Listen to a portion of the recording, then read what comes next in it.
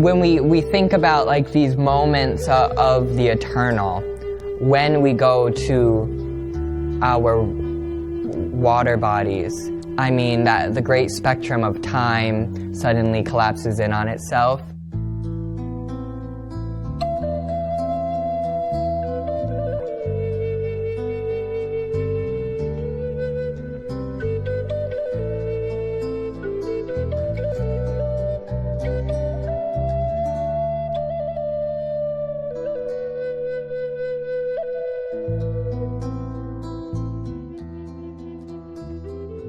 So Mashapaug would have been an inland village, where it's inland, where there's fresh water, it's where the game is for hunting, it's where you're protected by the arbor of trees. But there were many villages across this whole area, and most of them were near some kind of body of water.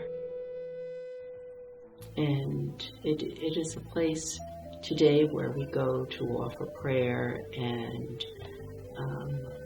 sing songs to remind our ancestors that we are still here, and we ask them to stay with us, that we need their wisdom.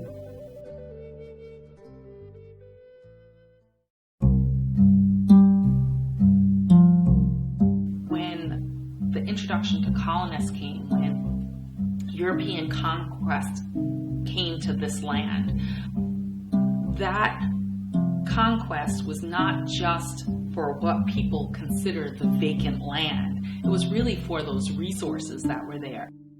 Well, Gorham Silver Manufacturing Company was started in downtown Providence. In 1892, they built a plant on Mashapaug Pond because it had easy access to water, and it vied with Tiffany as being the most important silver manufacturer in the world. But there was no kind of awareness about the impact of dumping its mercury, heavy metals into Mashapaug Pond. And so primarily the cove of Mashapaug very much suffered.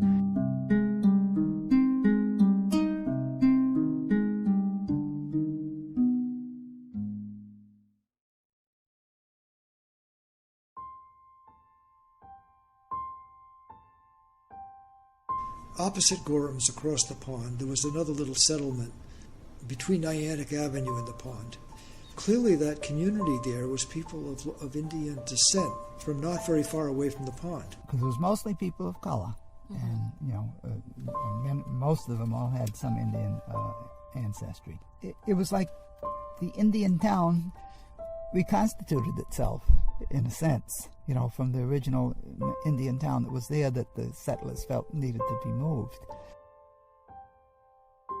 As a child living in that area, it was like Disneyland. I mean, it was just a playground. It was for kids anyway. But the thing that stands out to me about West Elmwood is that everybody knew each other. Regardless of your race, everybody knew each other.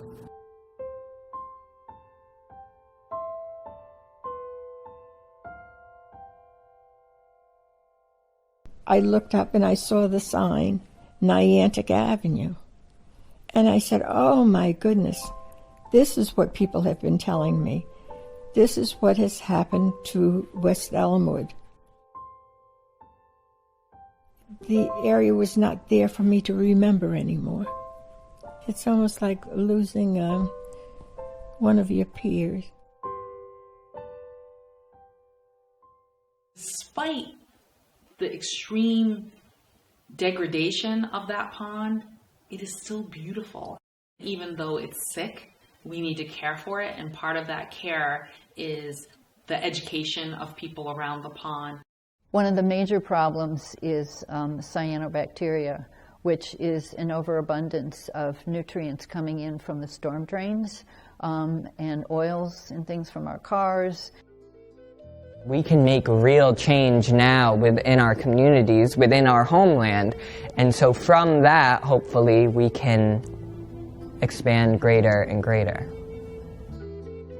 you find yourself taken back to that time before.